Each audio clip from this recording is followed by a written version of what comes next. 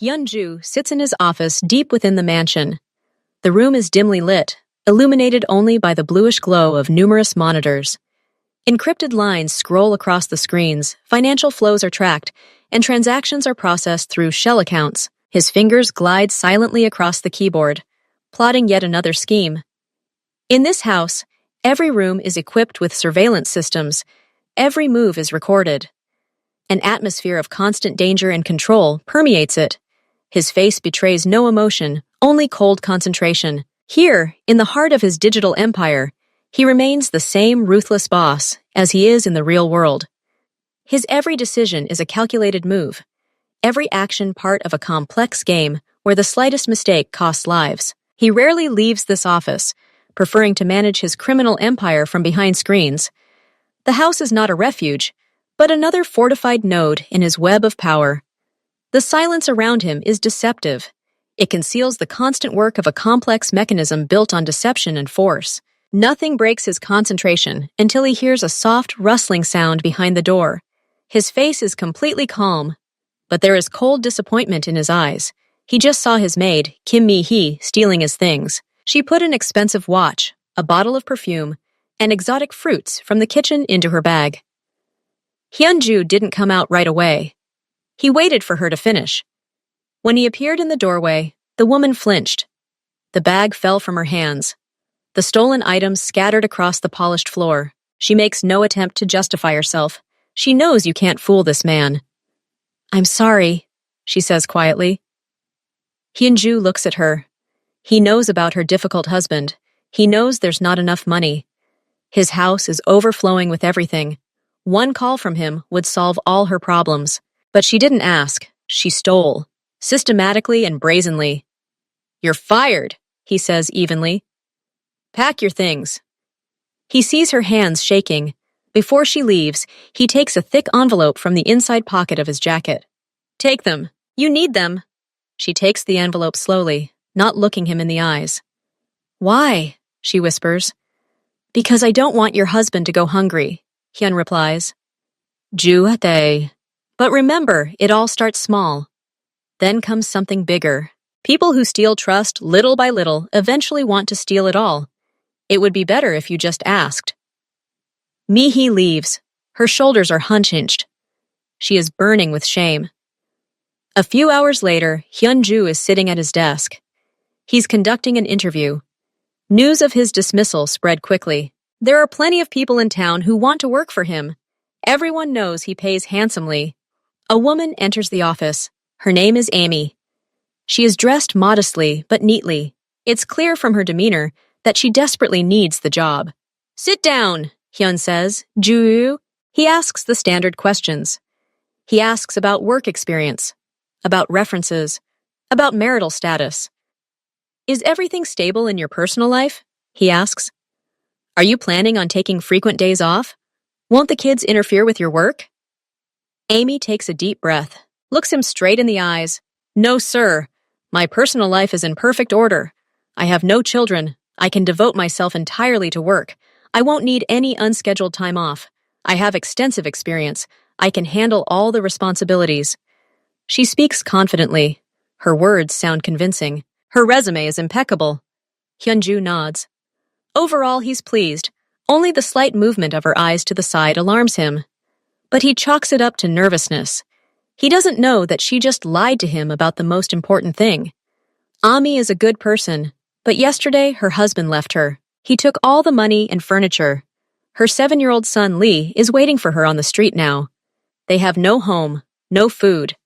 They spent the night at the train station. A friend of hers used to work here. She told Amy about the house's layout. Amy knows there are rarely used rooms on the top floor. She could hide the child there. It's a crazy risk. But she's a mother. She has no choice. "You're accepted," Hyun says. "Ju-yu? You can start work tomorrow." Ami nods. Her expression is one of gratitude. But inside, she's gripped by fear. She needs to get her son home today. Otherwise, he'll have nowhere to sleep. Hyunju gives orders to her assistant. "Show her the house. Let her get acquainted with the grounds." Amy leaves the office. Her hands are shaking slightly. She has to find that one room, the one where her son will be safe. At least until his first paycheck. She follows her assistant through the corridors. The house is huge, luxurious, silent. Her gaze catches the staircase to the top floor, where salvation awaits her, or new trouble. Amy silently follows the boss's assistant through the mansion's endless corridors. Her eyes discreetly take in every detail: the location of the cameras, the security schedule, the staff's work cycle. She asks questions in a calm, businesslike tone. Which areas require the most frequent cleaning? She asks, her voice professional. I want to understand the priorities right away. The assistant, a young man in a formal suit, readily answers. He shows us the main living rooms, the boss's office, and the dining room. What about the upper floors? Amy pauses at the stairs. Do they clean them daily there too? The assistant shakes his head. No, those are guest rooms. They're only cleaned before guests arrive or after they leave. He lowers his voice. The boss himself almost never comes upstairs. It's always quiet there. Amy nods, keeping her expression impassive. Her insides freeze. This is exactly what she needs. They go up to the third floor. The assistant points to a long corridor with several doors. These rooms are usually empty. He approaches the last door at the end of the corridor, and this one is the furthest one. There's a separate key here. He takes a small keychain from his pocket and opens the door. The room turns out to be small but clean. It contains a bed, a nightstand, and a wardrobe. The windows have thick curtains. The air is a little stuffy, but that's a minor issue. Perfect, Amy thinks. But out loud she says, I see. So, I only clean here on special orders. The assistant confirms. They go down. Amy heads to Hyun's office. Ju. She finds him collecting documents. Sir, I've familiarized myself with the area. I'm ready to report for duty, she says clearly and confidently. Hyunju nods, not looking up from her papers. Okay. I have urgent matters to attend to. I won't be back until nightfall. He leaves the office without looking at her and leaves the table. Amy's heart is pounding. This is incredible luck. She has a few hours. She walks out into the hall and sees the staff heading to the cafeteria. It's lunchtime. She has an hour. Amy approaches one of the guards. I haven't fully studied the layout yet. I'll go over it again while everyone's busy. The guard nods indifferently. Her explanation sounds logical. She waits until the corridors are empty. Then, with quick, silent steps, she heads for the back entrance. Her palms are sweating. Every second counts. Amy slips out into the street. She runs around the building and to a small park across the street. There, on a bench, sits her son. Lee, seeing his mother, jumps up. His eyes are full of hope. Quiet, Amy whispers, grabbing his hand. Not a word. Follow me quickly. Keep your eyes forward. The boy nods. He is pale, frightened, but obedient. Ami holds his hand tightly. They cross the road and slip through the service entrance into the house. The hallways are empty. Everyone is still in the dining room. They practically run down the long corridors. The stairs to the third floor seem endless. Amy's heart is pounding. Every sound, every creak of a floorboard makes her freeze. Here they are at that very door. Amy quickly takes out the key, which she had discreetly taken from her assistant's keychain while he was turning away. Her hand is shaking. The key turns in the lock with a creaking sound. They're inside. Amy slams the door and leans her back against it, trying to catch her breath. Lee stands in the middle of the room, his eyes wide. The room is clean and quiet. The muffled noise of the city can be heard through the thick curtains. They are safe. For now. You must sit here quietly. Amy sits down in front of him, looking him straight in the eyes. Don't go out. Don't make any noise. Don't open the door for anyone. I'll come when I can. Lee nods. He understands.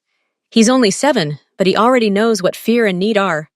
Ami remembers lunch. She leaves the room, quietly locking the door. Her turn in the cafeteria has already passed, but she notices a forgotten tray of food on one of the tables.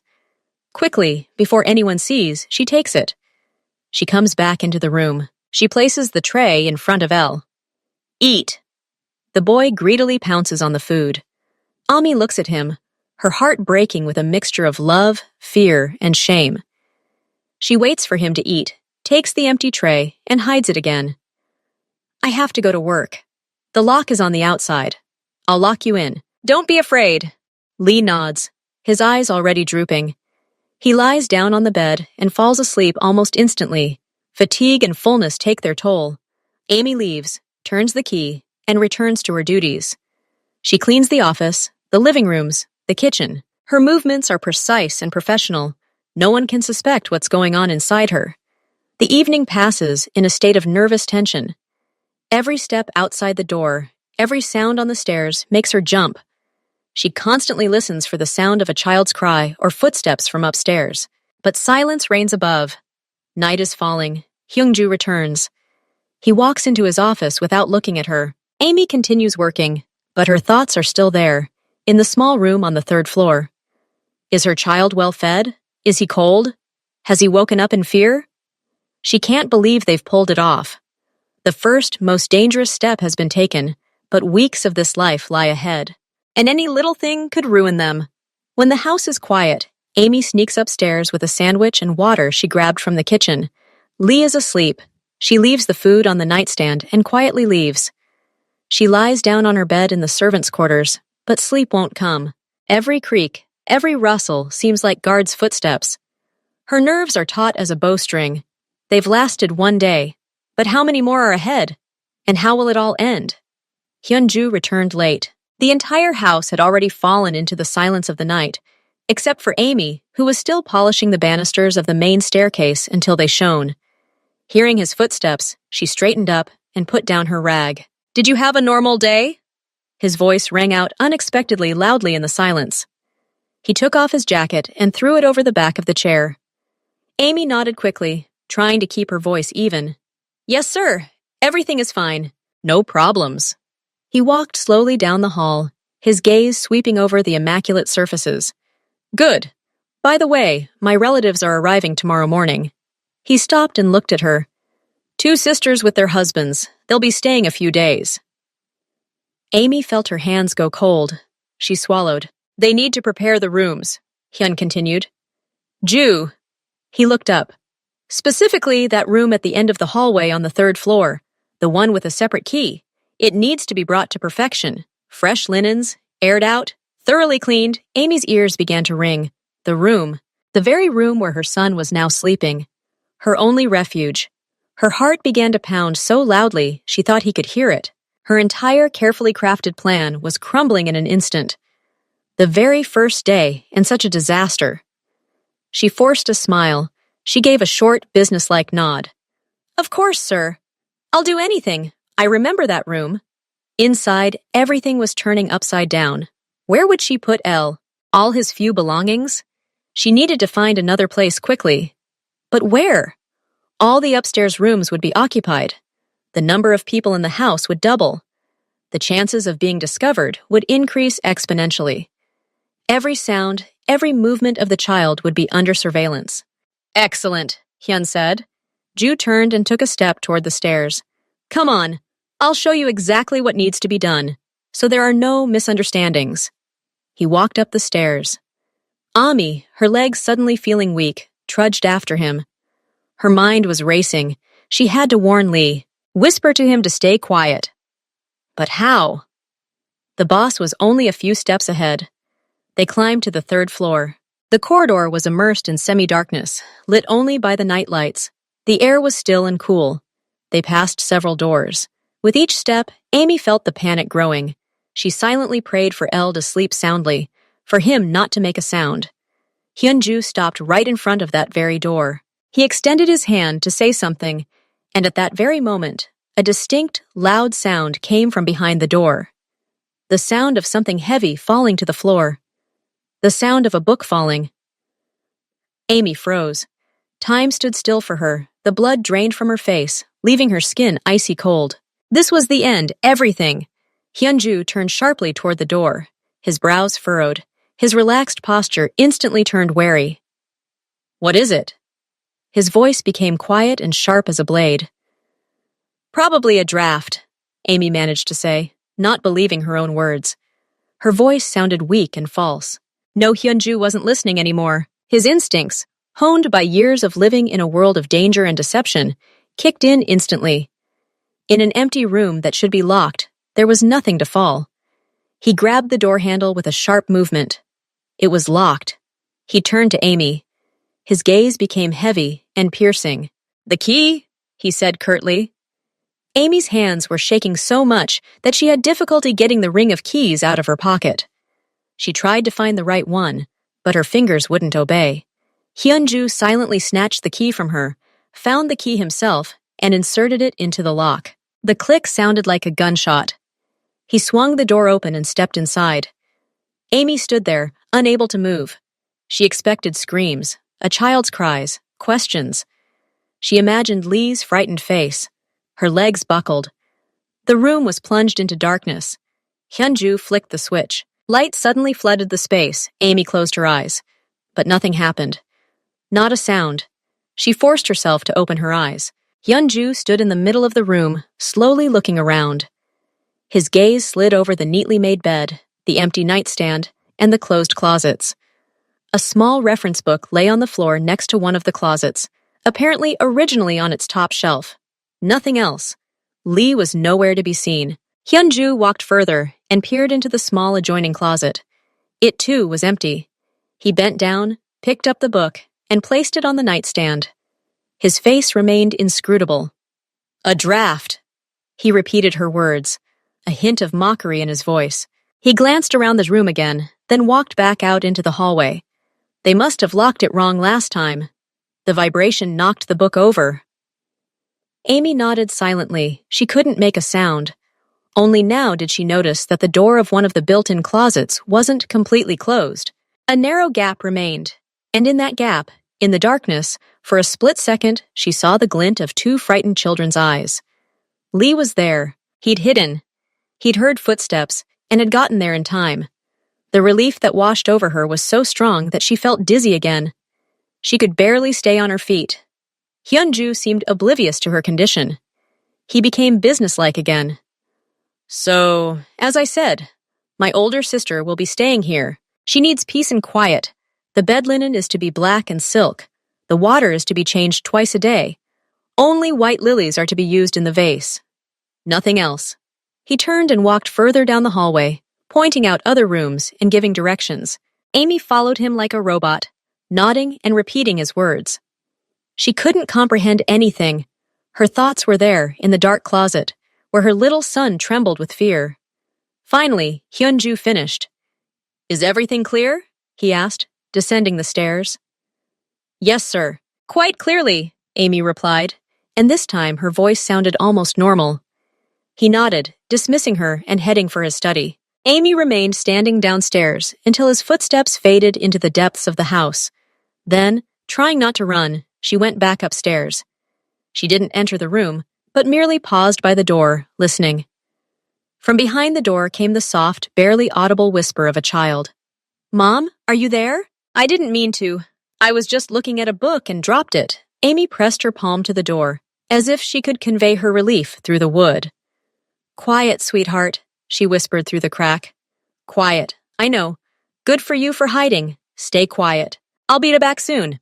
She tore herself away from the door and walked slowly away. The first assault had been withstood, but tomorrow would be the real battle. And she didn't even know from which direction the next attack would come. Amy stood in the middle of the room on the third floor, listening to Hyun's fading footsteps. "Ju!" When the sound of his footsteps finally faded, she leaned her forehead against the cool surface of the door, trying to stop her knees from shaking. The crisis had been temporarily averted, but now she faced a new, almost impossible task. She turned the key and quietly entered the room. The closet door immediately opened, and Elle slipped out. His face was pale with fear, his eyes full of tears. "Mom, I was very scared," he whispered, hugging her legs. Almi crouched down in front of him, hugging him tightly. "I know, honey, I know. You did the right thing by hiding. You're a true hero." She pulled him away to look him in the eye. "But right now, we need to pack our things quickly. We can't stay here." She quickly began packing their meager belongings into a small bag she'd smuggled in. Spare clothes for Elle and her, toothbrushes, a few apples and sandwiches from the kitchen. Her movements were sharp, jerky. Every second counted. She knew her relatives would arrive in the morning, meaning she only had the night to find a new shelter and move her son there. Why are we leaving? Elle asked quietly, watching as she took down from the nightstand his drawing, drawn in pencil on the back of an old bill. Because we have guests come key, Amy replied, trying to keep her voice steady. People, and we can't let them see you. She glanced around the room, making sure she hadn't forgotten anything. Her plan, so fragile and risky, was falling apart on the very first day. Where would they go? Perhaps the attic? Or the utility room in the basement? But all those places were regularly checked by guards or other servants. This room was their only safe spot, and now they were losing even that. She had just grabbed her bag in one hand and Elle's hand in the other, preparing for a quiet escape into the unknown, when suddenly footsteps sounded again outside the door. Heavy, confident, approaching. Not the light steps of a maid, not the hurried tread of an assistant.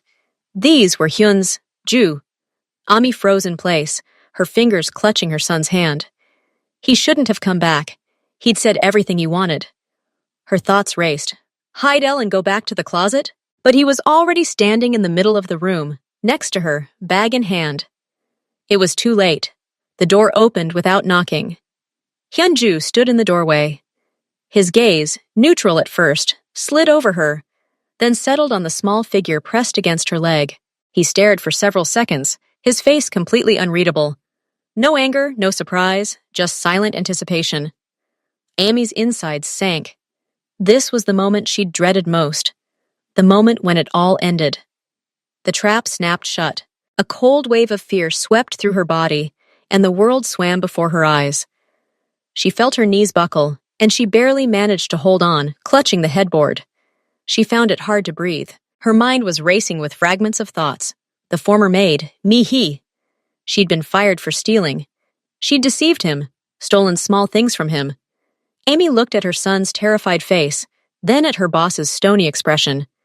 Her deception had been far greater. She hadn't stolen perfume or food from him. She'd stolen his safety, his trust. By letting a stranger, a child, into his home. She'd lied to him from the very beginning, from the interview. Sir, Her voice broke, turning into a hoarse whisper. She couldn't find the words. What excuse could there be? She'd been caught red-handed. The child was here, in his private quarters, in a room that should have been empty. Mi-hee's story now seemed like a minor prank compared to what she'd done. If she'd been fired for stealing things, then her fate must be far worse. Firing was the best outcome she could hope for. The worst. She dreaded even thinking about the worst. After all, he was a mafia member. People they do not forgive such violations. Lee pressed closer to her, sensing the power and danger emanating from the man. He remained silent, captivated by the stranger's terrifying silent gaze. Hyun-ju didn't move. He didn't shout, didn't demand an explanation. He simply waited. His calm was frightening. He oppressed with his silence, his stillness. He was judge, jury, and executioner, all rolled into one. And now he was passing sentence on her in his head. Amy understood that she could only hope for a miracle. But miracles had never happened in her life. Only failure, betrayal, and despair. And now, with her own hands, she had destroyed her and her son's last chance for salvation. She stood and awaited her fate, feeling tears of shame and despair fill her eyes. It was over. Ami stood there, clutching her son, speechless. There was pressure in her temples, cold sweat on her back, and a chilling terror paralyzing every cell in her body. She felt Elle tremble slightly, his face buried in her dress. This was the end. The most terrible and humiliating end she could ever imagine. She slowly looked up at Hyun-ju's eyes filled with tears. Tears of shame, despair, and hopelessness. Her fingers dug into her son's shoulders. I couldn't help it. Her voice broke, sounding hoarse and broken. She forced herself to continue, knowing she had to tell the truth before he threw them out into the street. Please, understand. My husband, he left. Yesterday. Took everything. All the money, even the furniture. We have nothing left. Absolutely nothing. The words burst out, hot and chaotic, mingling with sobs. She didn't try to hold them back. It was all over anyway. Elle, he didn't even have a bed. Not a crumb of food. We spent the night at the train station. I couldn't leave him alone on the street. I'm a mother! Her voice rose to a desperate whisper. She hugged her son even tighter, as if trying to protect him from the inevitable reprisal. I knew it was wrong. I knew I was deceiving you, but I had no choice. For him. Only for him. She fell silent, exhausted, her head bowed. She expected everything, a cold order to get out. Threats. Perhaps worse. She'd heard stories of the brutality of mafia clans. Her imagination conjured up the most terrifying images. She was prepared to hear, "Your problems don't interest me. You're fired. Get off my property while you're still alive." But instead, silence fell over the room, deep, drawn out, broken only by her sobs and the baby's heavy breathing. Hyunju didn't move. His gaze, still heavy and unreadable, was fixed on Elle's small figure, which peeked out tremblingly from behind the folds of her dress. Several eternity-long seconds passed, and then his face changed, not dramatically, not abruptly. The stony mask simply softened, the sternness in his eyes gave way to something else. Not pity, no, more like understanding, appreciation. He slowly turned his gaze to Amy. "You didn't steal anything from me," he finally said. His voice was low and even, without a hint of anger. The words came so unexpectedly that Amy didn't immediately process them. She froze, not believing her ears. "I see the difference," he continued calmly. "One stole out of greed and laziness. You acted for your child. As a mother, for his survival. That's a different story." Amy slowly raised her eyes to him. Tears streamed down her cheeks, but she no longer tried to brush them away. She looked at him, trying to detect a trick, a mockery, a lie in his eyes. But she saw only a cold yet impartial clarity. "It's not a problem for me if the child lives in this house," Hyun said, Ju. He took a small step forward, and Elle instinctively recoiled, but the boss stopped, not advancing any further. His gaze was fixed on the boy. "On two conditions. He must not interfere with the work. And he must be obedient. I do not tolerate chaos in my house." The world turned upside down. Amy felt the floor disappear beneath her feet, but this time from shock and incredible, deafening relief. She swallowed convulsively, trying to force her brain to work, to process what had been said. "Sir, She shook her head, wiping her face with the back of her hand. "I'm so ashamed. From day one, I betrayed your trust. I don't deserve such kindness." "Kindness has nothing to do with it," he corrected her, his voice for the first time taking on a note of his usual businesslike firmness. "I value loyalty, and a mother's devotion to her child is the strongest of all. You risked everything for him. That commands respect." He, a mafioso, a man from a world where cruelty and deceit reigned, spoke to her of respect. It seemed that all her notions of the world were crumbling in an instant. He was human, far more human than her own husband, who had abandoned them to their fate. Relief, hot and all-consuming, washed over her in a wave. She burst into tears again, but this time they were tears of happiness, of liberation from the monstrous burden of fear. "Thank you," she whispered, and it was the only word she could find. "Thank you so much. I promise we won't be a burden. I'll get my paycheck, buy him a bed, food, and we'll move out right away. We'll find our own place. I don't want to abuse your understanding." She spoke quickly, excitedly, wanting to prove to him that she had no intention of living off him, that she was honest. Now that the fear had passed, she was filled with gratitude and a desire to make things right. Hyunju listened to her, his head tilted slightly to the side. When she finished, he slowly shook his head. "There's no need for that," he said simply. Amy fell silent, staring at him. "I said I had no problem with the child being here. It wasn't a temporary solution." His gaze became piercing, looking directly at her. "I want you both to stay, you and your son." She opened her mouth to speak, but found no words. Her mind refused to comprehend. And then he spoke words that turned everything upside down once again, words she couldn't have imagined even in her wildest imagination. "Moreover," Hyun continued, Ju, and his voice took on a strange, unfamiliar softness. "I want you to become my wife, and your son, to become my son." A complete, deafening silence fell over the room. Amy held her breath. She stared at this powerful, dangerous, incomprehensible man, trying to find any hint of a joke, any cruel play in his face, but his expression was absolutely serious, determined. He wasn't just offering her a roof over her head. He was offering them a name, a family, protection, everything she couldn't give her son herself, everything she couldn't even dream of. It was madness, swift, blinding, terrifying madness. But in her shattered world, where fear was her only support, this madness seemed like the only salvation. Like a miracle she had already stopped believing in. 3 weeks passed, 3 weeks of silence, order, and a strange, unfamiliar calm. Les' room was no longer a secret refuge. It was now his room, with a new bed, toys that Hyunju brought back the drawings on the walls with a single, discreet nod to his assistant. Fear gave way to timid hope, and then to quiet joy. Amy carried out her duties with redoubled zeal, but now her work was no longer burdened by lies. She could openly visit her son to make sure he was okay. Lee, an obedient and intelligent boy, quickly learned the rules of the house. He played quietly in his room or in the small living room set aside for him, read books, and in the evenings, after Hyunju returned, and he and his mother dined with him. At first, these dinners were silent, but gradually, El began to timidly share his impressions of the day. And Hyunju listened, nodding, his stern face occasionally softening with a barely noticeable smile. And then the day came for the relatives to arrive. The house was spotlessly clean. Ami personally checked every detail. She was nervous, but it was a different kind of nervousness. Not fear of being exposed, but a desire for everything to go perfectly for the man who had shown them such unparalleled generosity. Hyun's sisters arrived first.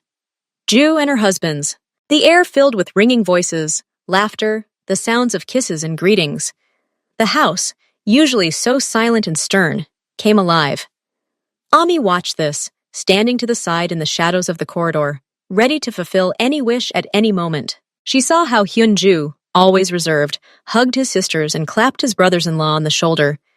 He seemed different, lighter, more human. That evening, the entire family gathered in the large dining room around a long oak table. The table was laden with exquisite dishes, and the aroma of expensive tea and sweets hung in the air. Amy and the other servants served the meal discreetly. The conversations flowed smoothly, discussing business, mutual acquaintances, and family news. And then, when one of Hyun's sisters, Ji-eun, asked about his plans, whether he was finally thinking of settling down and starting a family, and there was a short pause in the dining room, Hyunju slowly sipped from his porcelain cup. His gaze was calm.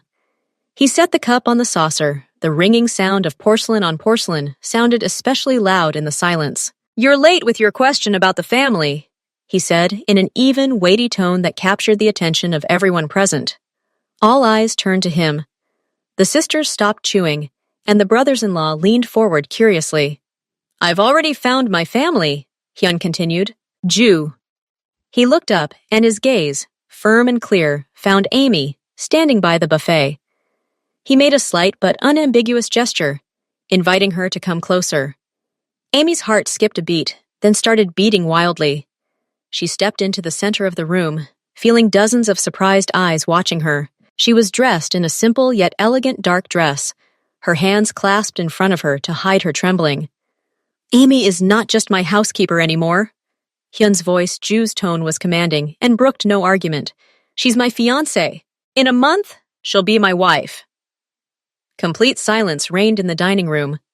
A bird could be heard flying past the window. The relatives' faces expressed shock, incomprehension, and their attempts to quickly process what they had just heard. And then Hyunju turned toward the door and beckoned to Lee. The boy, dressed in a new suit, timidly entered the dining room. He approached his mother and firmly grasped her hand, looking sheepishly at the strangers. "And this is Lee," said Hyun. Ju, and for the first time, a warm, almost paternal tone entered his voice. He extended his hand, and the boy, after a moment's hesitation, approached him. Hyunju placed his large hand on his shoulder. "My adopted son." The effect was like an explosion. Ji-eun gasped, covering her mouth with her hand. Her husband cleared his throat. The other sister, So-yeon, widened her eyes. "Hyungju, but it's so sudden," Z began. "Eun, But her brother stopped her with one look. "The decision has been made. Final and irrevocable," he said, his tone leaving no room for debate. "I present to you my future wife and my son. I expect you to welcome them into our family with the same respect you have shown me." There was another pause, but this time it was broken by Lee. Embarrassed by everyone's attention, he whispered, looking at Hyunju, "Dad, can I go? My drawing isn't finished." The word dad, spoken so naturally and sincerely, hung in the air, and something softened on the relatives' faces. "So?" Yan was the first to smile. "Of course you can, darling," she said warmly. Then she raised her glass. Her gaze met Amy's, and it was filled with not only curiosity, but also budding acceptance. "Well, Hyungju, Ami, Lee, and for your family, for your happiness." One by one, at first hesitantly, then with increasing confidence, the others raised their glasses. The ice was broken. Later, when the official part of the dinner was over and the relatives had dispersed to their living rooms, Ji-eun walked over to Amy, who was helping the servants clear the table. "He was never happy," Sister Hun said quietly. Ju, looking at Ami inquiringly, but without hostility. "His life has always been a battle. Loneliness. If you can change that, then welcome to our family." Amy nodded, a lump forming in her throat. She looked out the window where Hyun was on the terrace. Ju, talking with his son-in-law, gently stroked the head of Lee with one hand, who was sitting nearby on the steps and enthusiastically drawing something in the light of the street lamps. They weren't just saved, they found a home. And most importantly, they found a family. And in this new, unexpected world full of hope, her son would never again be hungry or afraid. He would be just a child, a son, Hyunju. 2 months have passed since the day Hyunju declared Ami and El his family. An unusual but lasting harmony reigned in the house. In the evenings, the three of them dined together, and Hyunju listened with genuine interest to Lee's stories about school events. Ami blossomed, her face losing traces of constant fear and fatigue, and a light appeared in her eyes. One evening, while helping Ami set the table, Lee shifted awkwardly and nearly dropped a crystal decanter. The boy's sharp, frightened gaze, his instant reaction to duck as if expecting a blow, pierced Hyun. Ju was sharper than any knife. This wasn't just fear, this was learned, muscle memory. Later, when El went to do his homework, Hyunju, looking at Ami, who was sitting quietly with a cup of tea, asked, "Does he always react like this? To sudden movements? To loud sounds?" Amy shuddered and lowered her eyes. "He tries not to show it, but yes, there were times when his father would flare up quickly. Over little things." She said it quietly, wanting to leave the past behind. But for Hyunforju, this past wasn't an abstraction. It was the reason for the fear in the eyes of his now son. "Tell me." His voice brooked no argument, but there was no anger in it. There was a heavy, cold confidence. Ami paused, then spoke. She wasn't crying. Her story was dry and emotionless, which made it all the more terrifying. She wasn't talking about major arguments, but about everyday humiliations, about how her husband would take the last of her money to buy alcohol while El was sick and needed medicine, how he'd yell at the boy for accidentally breaking a cup, how, on the day they left, he'd demonstratively thrown Elia's only toy, an old teddy bear, into the trash, saying, "You've had enough of this." Hyunju listened without interrupting. His face was stony, but the fingers gripping the arm of his chair were white. When Amy finished, a heavy silence fell over the office. "He left you on the street, without money, without a roof over your head, with a child," Hyun said. Ju, and this was not a statement, but a sentence. "It's in the past, Hyun." "Ju," Ami said softly, touching his hand. "We have you now. We have everything. He's not worth your thoughts." "That's not in the past for me," he snapped, his eyes flashing steel. "It's a matter of principle. A man, a real man." He stood and walked to the window, looking out at the city at night. "A man doesn't abandon his own, doesn't humiliate a woman, doesn't break a child's spirit. That's not weakness. That's meanness. And meanness must be punished, not out of revenge, for the sake of justice." For him, raised in a cruel world where honor and duty weren't just empty words, but the law of survival, This man's actions represented an absolute, unthinkable downfall. He didn't simply abandon his family. He violated the most fundamental, unspoken law, the law of responsibility for those who depend on you. "I don't want you to take revenge," Amy said, alarm laced in her voice. She feared the violence from her past would seep into their new, fragile life. "This isn't revenge, Ami." He turned to her. His face was calm. "This is restoring order. He thinks he can do this and just disappear? That there's no payback for a child left to starve? No. In my world, everyone pays, and he will pay." The next morning, Hyunju summoned his most trusted assistant, Kim Dae-hee. "Find one person," the boss said, handing him a piece of paper with a name, last known address, and photograph. "I need information, all of it, where they work, who they hang out with, what their debts are, everything." Dae-hee, the man with the impassive face, nodded without asking any further questions. "It will be done, boss." The investigation took less than a week. The information Dae-hee provided was exhaustive. Ami's ex-husband, Jong Min-ho, hadn't simply fled. He'd moved to another part of the city, rented a small but expensive apartment with money he'd stolen from Amy Shi, and found a job as a manager at a reputable company, lying about his marital status on his resume. He'd been living the life of a successful bachelor, carefully concealing his past. Hyunju listened to the report, his face impassive. "He's not just a scoundrel, he's a coward. He built a new life on lies and money stolen from a child." "What do you want me to do, boss?" Dae-hee asked. Hyunju thought for a moment. Physical violence would be too easy and brutal. He needed something different, something fair and inevitable. "Does he value his new status? His job? His comfortable life?" Hyunju spoke each word slowly. "Fine, let him lose it all, but not because of us, because of himself." The plan was simple and elegant in its ruthlessness. 2 days later, the management of the company, where Min-ho worked, received an anonymous packet of documents. They included copies of his actual diplomas, his marriage certificate to Omi, neighbors' statements about his debts and drunken antics, and photos of him with Lee. No threats, no mention of Hyunju, just the facts proving that their new, promising manager is a thief, a liar, and a man who abandoned his own family. The consequences were immediate. A day later, Chang Min-ho was summoned to the director's office and fired for providing false documents and engaging in incriminating behavior. Simultaneously, his new girlfriend, who considered him a successful businessman, received a similar package and immediately broke off all relations with him. And the landlord of the rental apartment, who valued his reputation, politely but firmly asked him to vacate the premises.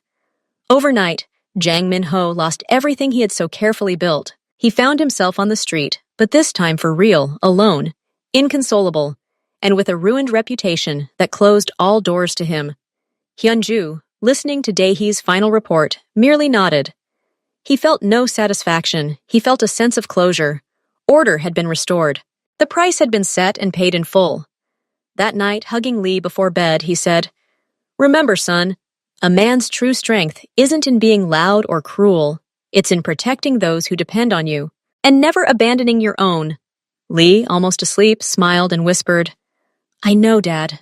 For Hyunju, this was the highest reward. He hadn't simply punished a scoundrel.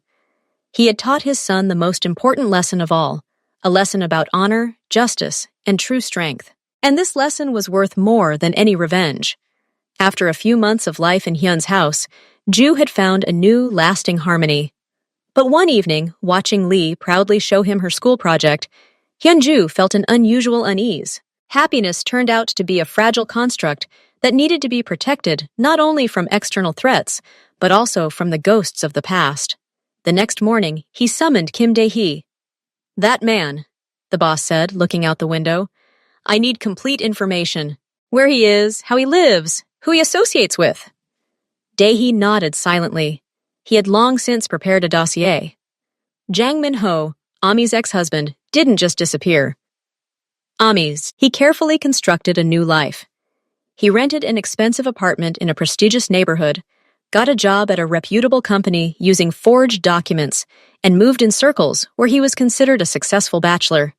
Hyun especially paid attention. One fact that caught Ju's attention was that Minho regularly visited an elite club where he played a game with influential people, pretending to have a significant fortune. Hyun's view Ju grew cold. He didn't just abandon his family. He built his fortune on lies and money stolen from a child. For a man whose life was built on a code of honor, this was worse than betrayal. It was complete moral failure. Instead of brute force, Hyun-ju chose a more sophisticated approach. A week later, company management received an anonymous letter containing documents proving the forgery and Minho's true story. At the same time, his playing partners learned that their successful colleague was not only a liar, but also a man who had left his own son destitute. The collapse was swift. Dismissal, exposure in the eyes of new acquaintances, eviction. All of this befell Minho in the space of a few days. No, Hyun-ju didn't stop there. He personally visited the fallen man at his cheap motel. "Did you think you could just steal a child's future and start over?" Hyun asked.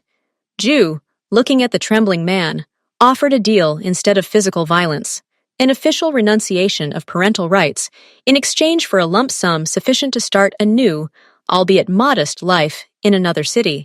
Back home, Hyun-ju found Amy teaching Elle the piano. He didn't tell them about the meeting, but simply addressed the boy. "Remember, son, true strength doesn't come from breaking others, but from protecting those you love."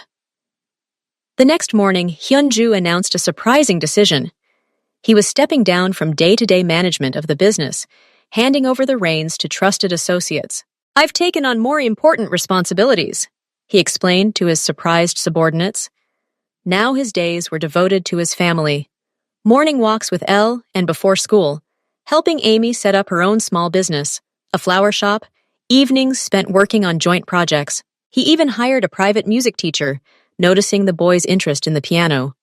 One evening, while watching Amy and Elle practice a new melody together, Hyun-ju realized a strange truth. Thanks to the scoundrel who had destroyed their past life, he had found his own future. Revenge lost all meaning in the face of this simple family happiness. "Daddy, come to us!" Lee Hyun called. Ju, casting aside all thoughts, joined his family at the piano. For the first time in years, he felt less like the boss of a crime family and more like a man who had found his true calling, to be the head of his family, the protector and support of those who had entrusted their hearts to him. A year and a half had passed since the day their strange family was formed under one roof. One quiet Sunday evening, when Elle was already asleep, Ami and Hyun, the Ju family, sat in the winter garden. Rain fell outside the glass, and the room smelled of blooming orchids and freshly brewed tea. Ami, looking at the raindrops running down the glass, said quietly, "Today, Elle asked me if he will have a brother or sister. He says that many children in the kindergarten already have them." Hyun-ju turned to face her, his hard features softening. He took her hand in his, large, scarred hands, but now more often holding children's hands and cups of tea than weapons. "And what did you tell him?" he asked calmly. "What will we think?" Amy smiled, but a shadow of the old uncertainty, that fear that seemed to have long since gone away, flashed in her eyes. Hyun-ju noticed this. He pulled her close, and she pressed her head against his shoulder. "I will never treat you like that man." His voice was quiet, but with an unshakable confidence that left no room for doubt. "I will never abandon you, betray you, or humiliate you. And our children," he paused, choosing his words, "our children will be bathed in love. They will know what safety and respect are. That is my most important vow, to you and to them." Amy closed her eyes, listening to the beat of his heart. It beat steadily and strongly. It was a rhythm of reliability. "I know," she whispered. Sometimes I'm still afraid to believe in this happiness." "Don't be afraid." He ran his hand through her hair. "Because this happiness is my greatest acquisition, the most precious thing I have." He fell silent, looking out the window at the rain-lit city lights. This city had once been a chessboard for him, full of danger and intrigue. Now it was simply the place where his family lived. "I used to think success was power, money, the fear you instilled," he began, a rare wistfulness creeping into his voice. "I built an empire, thinking it was my legacy, but it was an empty, cold edifice, until you and Elle walked into my home." He hugged her tighter. "You asked me why I almost retired? Because I found something more important." I realized how good it is when there's warmth in the house. When you hear children's laughter, when someone tells you about their day at dinner in the evening, this is the greatest success. To be a husband, a father, the head of a family built on love, not fear. Amy looked up at him, and tears were shining in them, but this time they were of pure, unconditional joy. So, we can really think about a second one? She asked, and the hope that had once seemed lost forever sounded in her voice again. We can't just think, Hyunju smiled his rare yet transformative smile. We'll wait for him, or her, and our L will become the best big brother in the world, and I. He looked at her belly, his gaze filled with tenderness and awe. I'll be there every step of the way. At every ultrasound, I'll hold your hand. I'll read him stories while he's still inside you. I won't miss a thing. They sat like that for a long time, listening to the rain and the quiet sounds of the sleeping house, a house that had finally become a real home, filled with warmth, love, and the anticipation of new happiness. Hyunju held his wife in his arms and knew he had found what he had been searching for all his life, without even realizing it, and he vowed to himself that he would guard this fragile and beautiful world until his last breath. 3 months had passed since that conversation in the winter garden. One morning, at breakfast, Amy put her hand on her stomach and quietly said, Hyunju, we need to go to the doctor. It looks like your dream is starting to come true. That same day, the clinic confirmed that Ami was 2 months pregnant. Hyunju, usually completely reserved, walked out of the doctor's office with shining eyes and, oblivious to those around him, hugged his wife tightly right in the hallway. Lee will be the happiest big brother, he whispered, his voice trembling with an unfamiliar emotion. The news was announced to Elle at dinner. The boy froze at first, then jumped with joy. I'm having a little sister! I want a little sister! He shouted, running around the table. What if it's a brother? Amy smiled. Lee replied with an air of importance. But I'll still protect him, just like Dad protects us. From that day on, a special atmosphere of anxious anticipation reigned in the house. Hyunju seemed to have forgotten his dreadful past. He personally monitored Amy's schedule, hired the best nutritionist, and read pregnancy books aloud in the evenings, running his hand over her barely rounded belly. He can't hear anything yet, silly, Amy laughed. I'm already talking to him, Hyun answered seriously. Ju, let him get used to my voice. Meanwhile, Lee assumed the role of chief guardian of his mother's peace of mind. He selflessly painted pictures for the future nursery, helped choose names, and every night before bedtime, he told his mother's belly fairy tales of his own making. And then the brave knight Elle defeated the dragon and protected his little sister, he usually finished, and Amy and Hyun the Juice exchanged glances full of tenderness. One day, Hyunju brought home a large package. Unwrapping it, Amy gasped. It was a handcrafted cradle made of dark wood, elegant and sturdy. I designed it myself, he said with a touch of pride, and I'll be rocking our baby every night. But the most touching surprise was the room that Hyunju cooked secretly. Next to their bedroom, he set up a boudoir for Ami, a bright space with a bay window overlooking the garden, a soft rocking chair, and a special feeding station. An ultrasound photo hung on the wall, and on a shelf stood the first tiny booties Lee had bought her. This is your refuge, he explained, where you can rest when you're tired, where the 3 of us, the 4 of us, will spend time together. However, one night, the silence was broken by a call from Dae-hee Hyun-ju, frowning, walked into the office. It turned out that one of his old enemies, having learned of Ami's pregnancy, had tried to use proxies to contact the family in order to blackmail Hyun. Ju. But instead of becoming enraged, Hyun-ju remained icy calm. Take care of this, Dae-hee, forever, but without unnecessary noise. Not a single shadow must fall on my house. The threat was nipped in the bud, and Amy never knew about the late-night call from Hyun. Ju returned to the bedroom, lay down next to his wife, put his hand on her stomach, and fell asleep with one thought. His main mission was to be a shield for this fragile, precious life. The next morning, Elle proudly handed his mother a new drawing. It depicted their family, himself, a smiling Hyunju, a beaming Ami with a round belly, and next to her, a little girl holding their hands. This is our future, the boy said seriously. Amy took the drawing with trembling fingers and understood. Despite all the past storms, they had finally found a safe haven, and this child, whom they had so longed for, would be born into a world full of love and protection, everything she herself had been deprived of as a child. Hyunju, hugging them both, looked out the window at the cloudless sky. He knew. True wealth lies not in money or power, but in these simple morning moments, in the warmth of family and the quiet anticipation of a miracle, and he would do everything to ensure this peace was never disturbed. Hyunju stood by the bedroom window, watching the first rays of sunlight paint the sky in soft peach tones. Behind him, wrapped in a blanket, Amy slept. Her belly was already noticeably rounded. The 6th month of pregnancy made her movements more fluid and her gaze more profound. He turned and quietly approached the bed. Her face seemed serene in the morning light, but the shadow of fatigue around her eyes betrayed a difficult night. The baby was making its presence known with frequent kicks, preventing the mother from getting a good night's sleep. Hyunju sat on the edge of the bed and placed his palm on her stomach.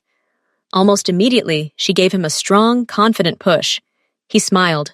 This daily ritual had become more important to him than any business meeting. Amy slowly opened her eyes. "Your son is keeping me awake again," she whispered with a smile. "Daughter," he corrected gently.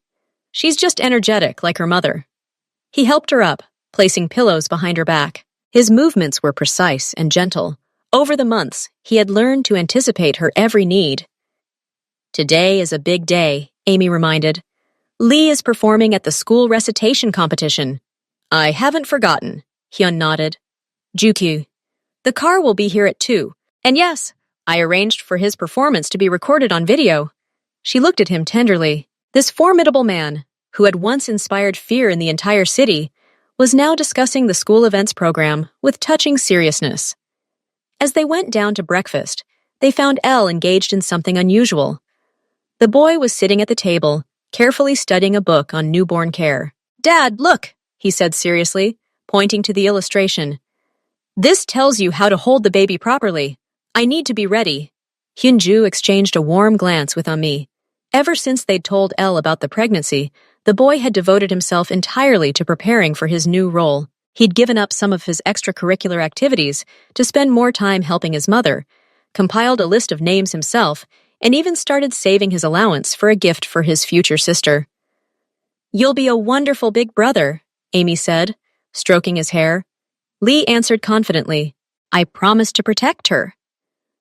After breakfast, Hyunju walked his son to school and then went to his office. But instead of the usual business reports, plans for a garden renovation lay on his desk. He planned to build a playground there, a safe one, specially designed for different ages. In the middle of the day, as promised, he picked up Amy and they went to school. In the crowded assembly hall, Hyunju, who usually avoided public events, firmly guided his wife to the front row. When Elle walked onto the stage, Amy instinctively squeezed her husband's hand. The boy, seeing them, smiled and began reciting a poem about family. His voice was clear and confident, and his words surprisingly mature for his age. "Family is more than just blood, and more than just a shared home. It's the hands that catch you again when you fall head over heels." Hyunju looked at his son, and there was moisture in his usually impenetrable eyes. He remembered their first meeting, a frightened boy in a dark room. Now, a confident young man stood before him. After Elle's performance, he ran up to them, beaming with pride. "Did you hear? I chose this poem especially for you." Suddenly, Amy turned pale and clutched her stomach. "I think contractions are starting," she whispered. Time stood still. The due date was still 3 months away. Hyunju's expression instantly changed. His tenderness gave way to cold concentration. He supported his wife with one hand, while with the other, he was already dialing his doctor's number. "Don't be afraid," he said firmly, looking into her frightened eyes. "Everything will be fine. I promise." The hospital was ready for their arrival. Top specialists were already waiting in the maternity ward. Ju, ignoring the protocols, walked with Amy into the ward. For 12 hours, he didn't leave her side. He held her hand, wiped the sweat from her brow, and whispered words of encouragement. When the doctors mentioned a possible cesarean section, his voice didn't waver. Do whatever it takes. Save them both! The birth was difficult but quick. When their daughter's first cry was heard, Hyunju exhaled for the first time in hours. He looked at Amy, exhausted but radiant, and pressed his forehead to her hand. A girl, the doctor said, handing him a tiny bundle. Hyunju picked up his daughter with incredible care. The baby weighed less than 2 kilograms, but she was breathing steadily. Her tiny fingers gripped his with unexpected strength. So-yun, Amy whispered, looking at them. They had chosen the name together, innocent and kind. Lee stood there, holding a huge bouquet and looking frightened. Ju walked up to him and, without letting go of his daughter, sat down at the boy's level. Meet your sister, he said quietly. Lee carefully touched the tiny hand. She's so small. I'll protect her. We both will, Hyun answered firmly. Ju? A week later, their unusual family was reunited at home. So-yoon's room was ready, warm, cozy, with a cradle, which Hyunju made it with his own hands. On the very first night, Amy was awakened by quiet sounds. Walking into the nursery, she found a touching picture. Hyunju sat in a rocking chair, holding his daughter on his chest, and Elle slept on the floor nearby, covered with a blanket, his hand on his father's leg. Seeing her, Hyunju smiled. She didn't want to fall asleep alone. We decided to keep her company. At that moment, Amy understood. Their family had endured fear, deception, and danger to find this simple happiness. And each of them, from the smallest to the strongest, would cherish this miracle. Hyunju looked at his sleeping son, his daughter on his chest, his wife in the doorway, and felt complete peace. Finally, there was something more important in his life than power and control. Something worth living for. Evening had fallen over the mansion, filling the living room with a cozy twilight. The air was filled with the aroma of freshly brewed tea and the cookies Amy had baked earlier that day. They sat together on the sofa, cuddled close, watching Elle carefully arrange a puzzle on the carpet. Sometimes I still dream about those first days, Amy said quietly, staring into the fireplace. How I trembled with fear when I led Elle into that room upstairs. Every rustle seemed like the footsteps of a guard.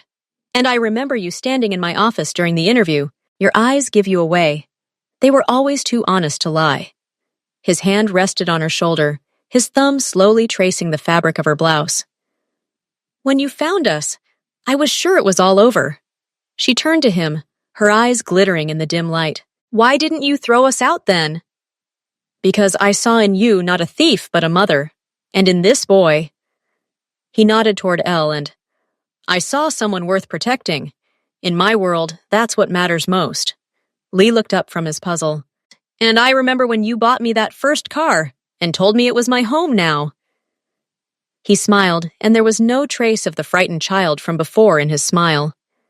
It was the easiest choice in my life, Hyun said. Ju, looking at both of them. It just took a while to figure it out. Amy took his hand in hers. You know what I'm thinking about? About that maid you fired before me?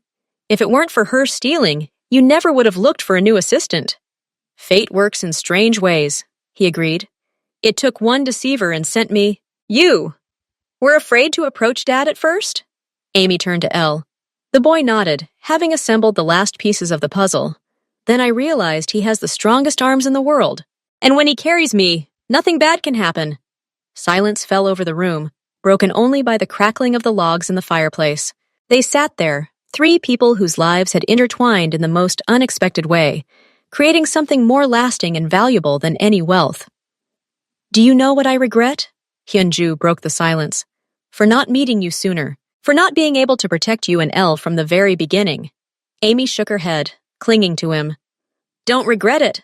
Perhaps it was by going through all this that we were able to truly appreciate what we have now. They sat for a long time, recalling those first difficult days, those first timid smiles, the first time Elle called him Daddy. Every memory, once so painful, now became part of their shared history, a scar woven into a pattern of love and devotion. And when night had finally taken hold, they climbed the stairs, no longer a master and a maid with a secret child, but a family. A family that had chosen each other and endured fear and mistrust to find something that no amount of money could buy, A real home,